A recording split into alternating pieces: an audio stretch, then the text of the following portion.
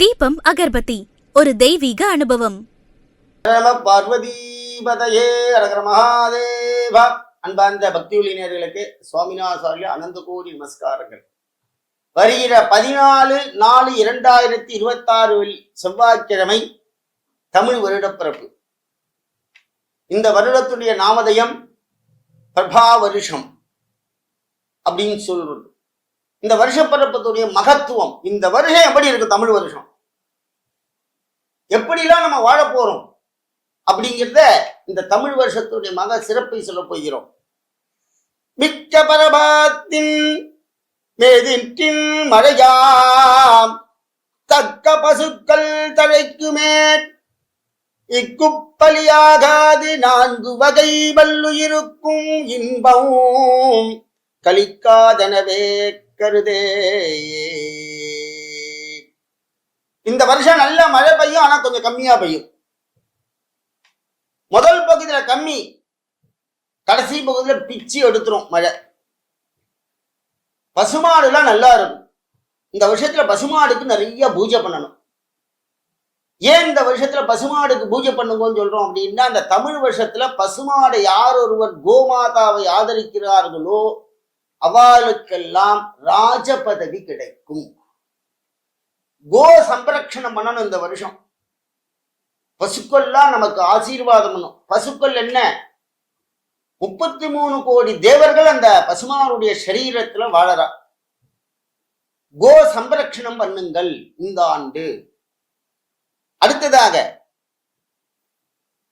மக்கள்லாம் நாட்டுல நல்லா வாழ்வார்கள், எந்த பயமும் இல்லாமல் சந்தோஷமா இருப்பா. இதுல என்ன தெரியுமோ, இந்த வருஷம் மிக சிறப்பு என்ன அப்படின்னா, எந்த ஒரு நோயும் நம்மளை பாதிக்காது. நோயினால் இறந்தார்கள் என்று சொல்ல மாட்டார்கள். அதிகம் பாதிப்பு கிடையவே கிடையாது. அதிகம் இல்லை, பாதிப்பே கிடையாது அப்படின்னு இந்த பிரபவ வருஷத்தினுடைய வெண்பாவருடைய அர்த்தம் அதுதான். ஐயா, இந்த ஆண்டு நமக்கெல்லாம் மிக சிறப்பான ஒரு ராஜா வரார். ராஜா யார் பார்த்தேன்னா, இந்த வருஷத்தினுடைய தமிழ் வருஷத்துடைய ராஜா குரு பகவான். குரு பிரம்மா குரு விஷ்ணு குரு தேவோ மகேஸ்வரக குரு சாட்சாத் பரபிரம்மம் தஸ்மை ஸ்ரீ குரவே நமஹ. எம்பெருமான் குரு பகவானுடைய அனுகிரகம் இந்த ஆண்டு. இந்த ஆண்டு பாருங்க, நாடு நன்றாக இருக்கும், மக்கள் நன்றாக இருப்பார்கள், எல்லோருடைய வீட்டிலும் குரு பகவானுடைய அனுகிரகம் நன்றாக இருக்கும். சன்னியாசிகள் நிறைய பேர், சிவனடியார்கள், சித்தர்களுடைய அனுகிரகம் எல்லாம் மக்களுக்கு நிறைய கிடைக்கும். ஆனந்த கோலாகலத்துடன் இருப்பார்கள். ராஜா யார் அப்படின்னா குரு பகவான். எந்த கஷ்டமும் இருக்காது. இந்த குரு பகவானால என்ன நடக்கும் இந்த ஆண்டு அப்படின்னு பார்த்தேன்னா, எல்லா கோவில்களையும் மிக சிறப்பாக மகா கும்பாபிஷேகங்கள்லாம் ஆகும். கோவில்ல நிறைய கட்டுவார்கள். ஆன்மீகத்துல நிறைய பேர் ஈடுபட்டு இந்த ஆன்மீகத்தை வளர்ப்பார்கள். சிற்றத்தை சிவன்பால் வைத்தார் அடியாருக்கும் அடியே சிவனே என்று ஓதுவார் அடியாருக்கும் அடியேன் திருநீரு பூஜை அடியாருக்கும் அடியே சிவனே என்று ஓதுவார் அடியாருக்கும் அடியே. அவ்வளோ அடியார்கள் இருப்பார்கள். சிவநாமமாக ஒலிக்கும், விபூதி வாசனையாக இருக்கும், ருத்ராட்சங்களை அணிந்து கொண்டிருப்பார்கள். ஆன்மீகம் செழிக்கும். எல்லா கோவிலையும் போனெல்லாம் ஃபுல்லா கூட்டமா தான் இருக்கும். சிவபக்தி அதிகரிக்கும். குரு பகவானுடைய அனுகிரகத்துல ஆன்மீகம் நன்றாக இருக்கும். இந்த ஆண்டு தமிழ் ஆண்டினுடைய பெரிய வைபவமே அதுதான். மக்கள்லாம் சந்தோஷமா இருப்பா, பயம் இல்லாம இருப்பார்கள். நல்லதோர் மன்னன் ஆளுவான் அப்படின்னு நாயகம் சொல்கிறார்.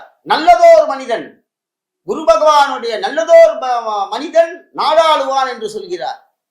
அடுத்ததாக மந்திரி யார் பார்த்தீங்கன்னா செவ்வாய், மனோ தைரியகாரகன். நல்ல தைரியத்தை கொடுப்பார். குரு பகவானுடைய அனுகிரகம்.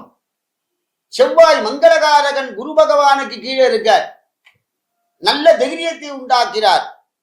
அடுத்ததாக அர்காதிபதியாக சந்திரன், குரு சந்திரன் சேர்ந்தாலே யோகம் சார். சந்திரன் வீட்டுல குரு போனா உச்சம் பெற்றுவான். குருவோட சந்திரன் போய் சேர்றார். அப்படி பார்த்தேன்னா நிறைய பொருட்கள்லாம் விலைகள் கம்மியாக ஆயிடும். கூட்டு கொடுப்பாங்க. அந்த அளவுக்கு விளைச்சல் அதிகமாக இருக்கும்.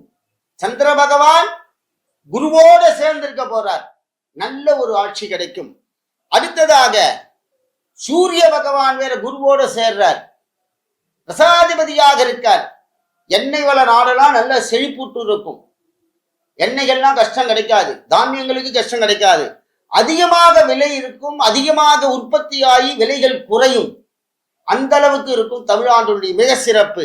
அடுத்ததாக பார்த்தீங்கன்னா சுக்கிர பகவான், அவர் குரு பகவானோட போய் சேர்றார். இந்த குருவோட ஆட்சியில யார் யார் இருக்கா அப்படின்னா செவ்வாய் இருக்கார், சந்திர பகவான் இருக்கார், சூரிய பகவான் இருக்கார், புத பகவான் இருக்கார், சுக்கிரன் இருக்கார். பாருங்க, இத்தனை பேருமே பெரிய ஆளுங்க, அத்தனை பேருமே குருவோட போய் சேர்ந்திருக்கா.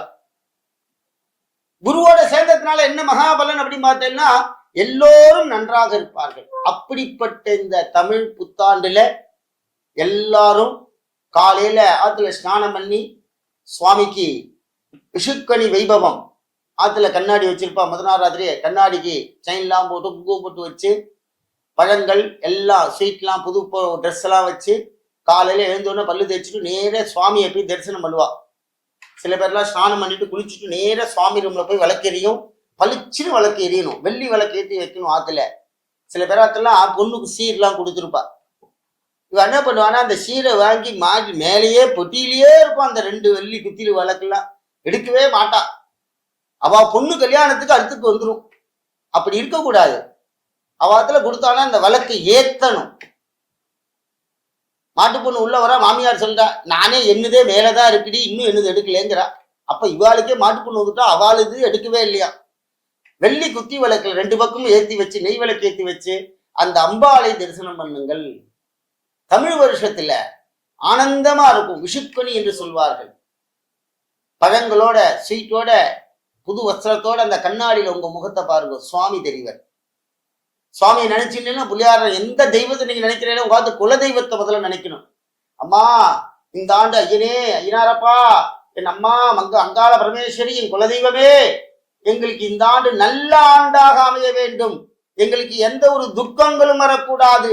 எங்களை வளமுடன் வாழவை, எங்களோடு இருக்கும் அனைவரும் நன்றாக இருக்க வேண்டும் அப்படின்னு உயர்ந்த ஒரு சிந்தனையோட நீங்க பிரார்த்தனை பண்ணீங்கன்னா அந்த நூதன ஆண்டாக தமிழாண்டிலே நமக்கு மங்களகரமாக நடக்கும்.